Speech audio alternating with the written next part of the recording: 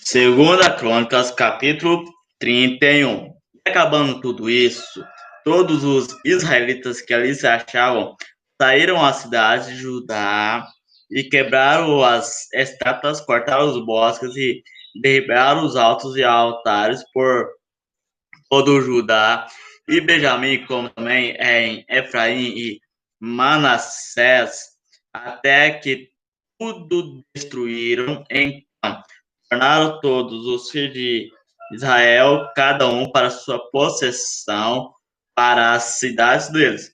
E estabeleceu que Ezequias as turmas dos sacerdotes e levitas, segundo as suas turmas, a cada um segundo o seu ministério, aos sacerdotes e levitas para o holocausto e para as ofertas pacíficas para ministrarem, louvar e cantarem as partes dos arraiais do Senhor. Também ele estabeleceu a parte da fazenda do rei para os holocaustos da manhã e da tarde, para os holocaustos do sábado e das festas da lua nova e das solenidades, como está escrito na lei do Senhor.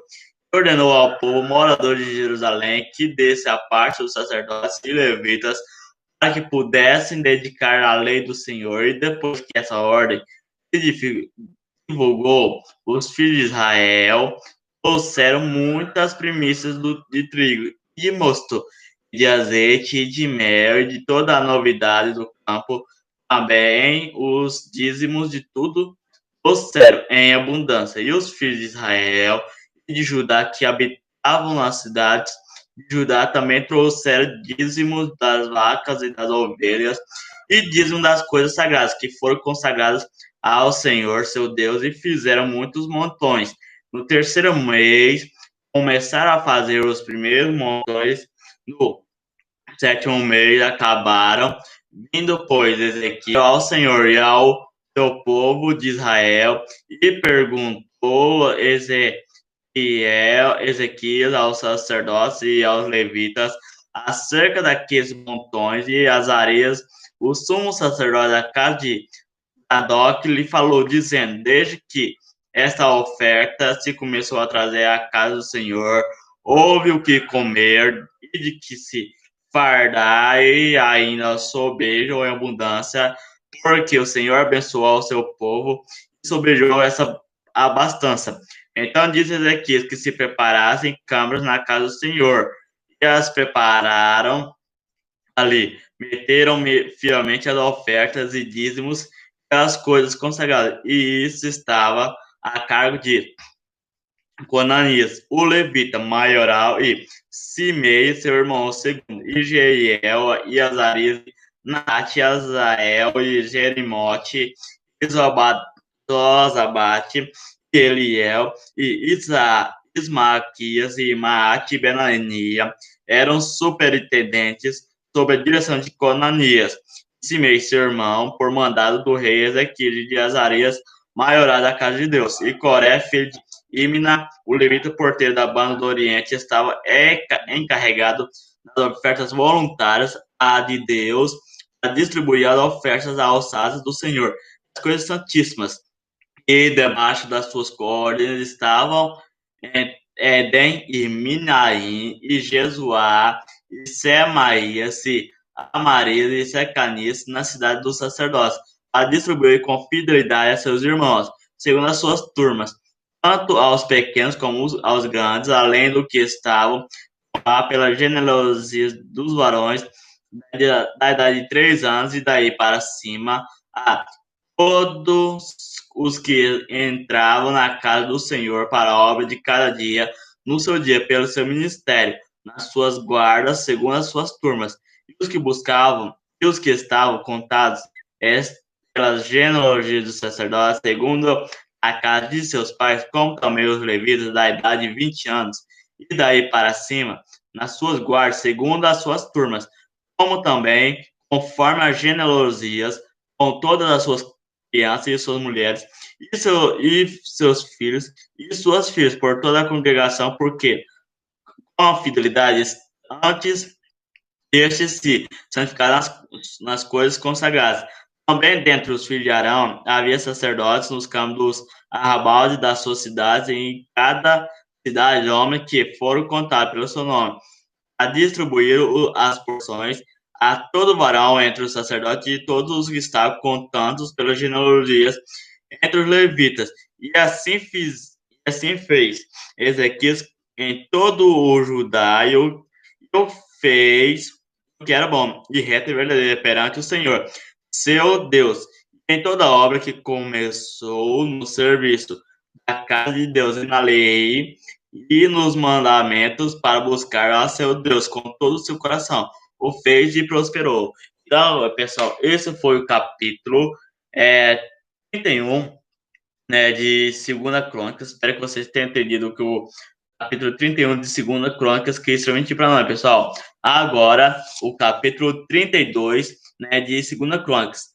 Depois dessas coisas e dessa fidelidade, veio Senaqueribe, rei da Síria, entrou em Judá e acampou-se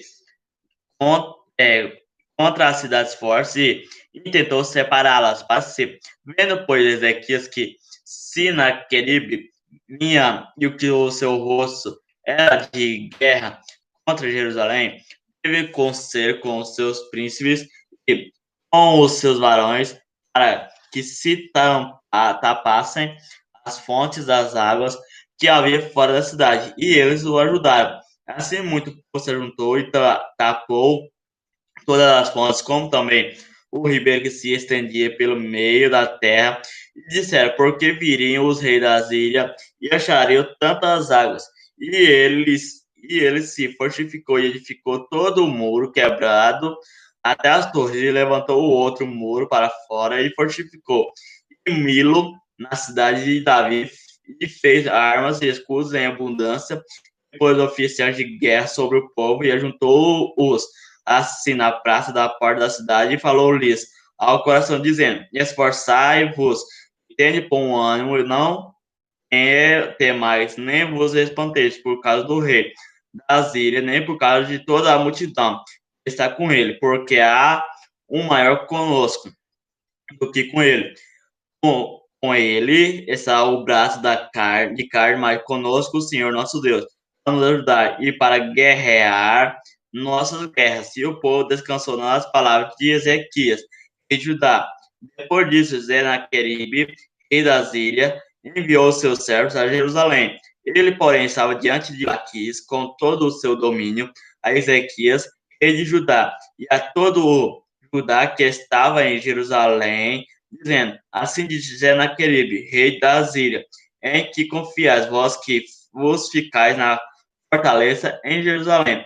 Porventura não nos incita Ezequias para morrerdes a fome e a sede, dizendo, o Senhor nosso Deus nos livrará das mãos do rei da Síria.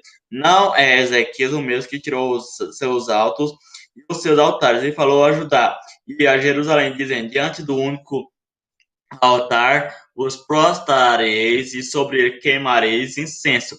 Não sabeis vos que eu e meus pais fizemos a todos os povos das terras, porventura puderam de qualquer maneira os deuses das nações daquelas terras livrar sua terra das minhas mãos.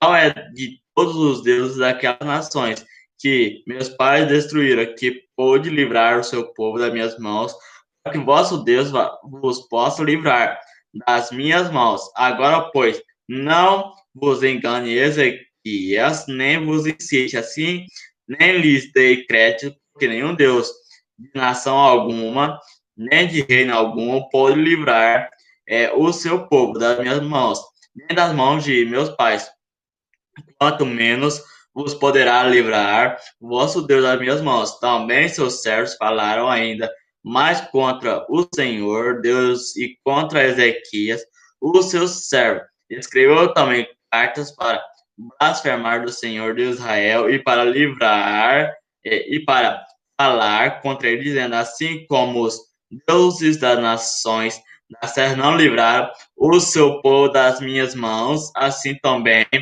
o Deus de Ezequias não livrará o seu povo das minhas mãos. E clamaram em alta voz em judaico contra o povo de Jerusalém, que estava em cima do muro para os atemorizarem e os perturbarem para tomarem a cidade. E falaram o nosso Deus, Jerusalém como dos deuses, dos povos da terra, obra das mãos dos homens. Porém, o rei Ezequias e o profeta Isaías, filho de Amós, oraram por causa disso e clamaram ao seu. Então o Senhor enviou um anjo que destruiu todos os varões valentes e os príncipes, os chefes no arraial do rei da Síria. E este tornou com vergonha de rosto a sua terra, e entrando na casa de seu Deus, os mesmos que desceram dele o mataram ali à espada. Assim livrou o Senhor a Ezequias e aos moradores de Jerusalém das mãos de Senaqueribe, rei da Síria, e das mãos de todos os lados os guiou. E muitos traziam presentes a Jerusalém ao Senhor e as coisas preciosíssimas a Ezequias, rei de Judá, e de modo que, depois disso, foi exaltado perante os olhos de todas as nações. Naqueles dias, Ezequias adoeceu de morte e orou ao Senhor, o qual lhe falou, e lhe deu um sinal, mas não correspondeu Ezequias ao benefício que lhe fez, porque o seu coração se exaltou, pelo que veio grande indignação sobre ele, e sobre Judá e Jerusalém. E Ezequias, porém, se humilhou pela soberba do seu coração. Ele e os seus habitantes de Jerusalém, e a grande indignação do Senhor não veio sobre eles, nos dias de Ezequias.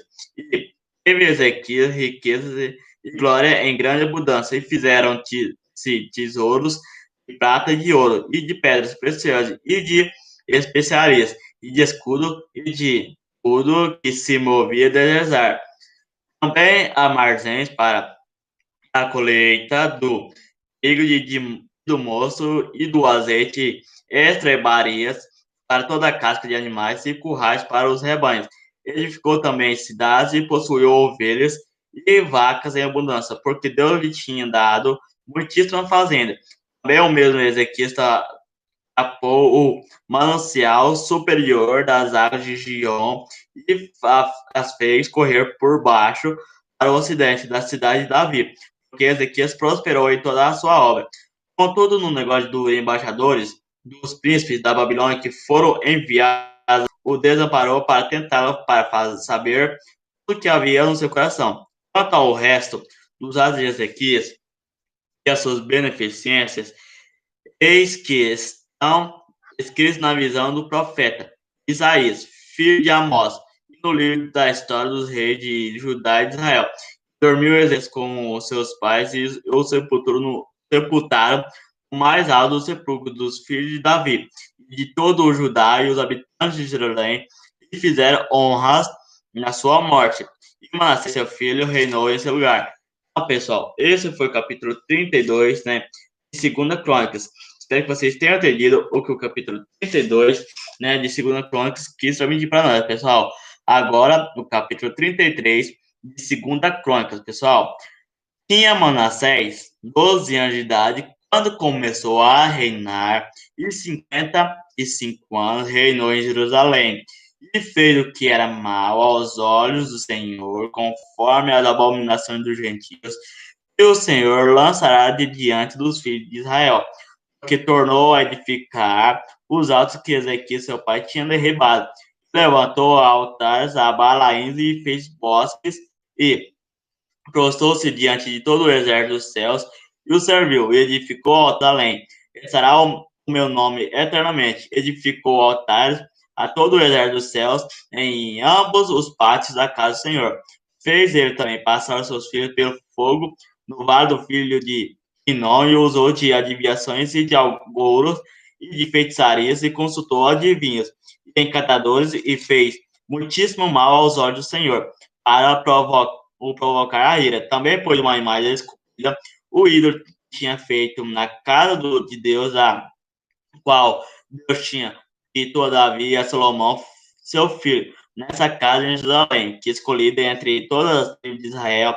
Porém, o meu nome para sempre. Eu nunca mais removerei o pé de Israel da terra que destinei a vossos pais, contando que tenham cuidado de fazer tudo o que eu lhes ordenei, conforme toda a lei e estatutos e juízos dados pelas mãos de Moisés. E Manassés tanto fez errar, ajudai aos moradores de Jerusalém, e fizer pior do que as nações que o Senhor tinha destruído de diante dos filhos de Israel. E falou o Senhor a Manassés sobre eles os príncipes do exército do rei da Síria, os quais prenderam Manassés entre os espinhais e os amarraram com cadeias e o levaram à Babilônia. E ele, angustiado, orou deverás ao Senhor, seu Deus, humilhou-se muito perante o Deus de seus pais. Ele fez oração e Deus se aplacou para com ele, ouviu a sua súplica e o tornou a trazer a Jerusalém ao seu reino. Então reconheceu Manassés que o Senhor é Deus. E depois se edificou o muro de fora da cidade de Davi ao ocidente de Gion, no vale, e a entrada da porta do peixe a roda, até Ofel, e o levantou muito alto também.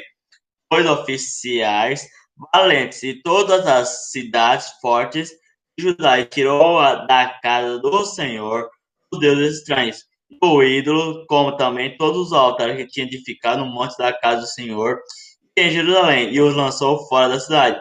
E reparou o altar do Senhor e ofereceu sobre eles ofertas pacíficas e de louvor, e mandou ajudar que servisse ao Senhor de Israel.